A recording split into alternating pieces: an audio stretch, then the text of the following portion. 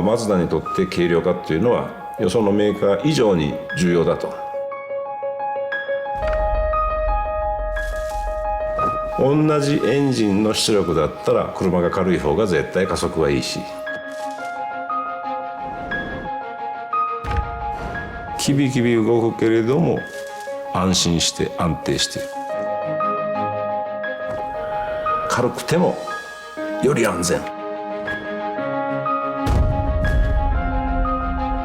今大事にしてるのはやっぱり思い通りに走るということ。今回のスカイのテクノロジーはもう一皮それを向けていますから。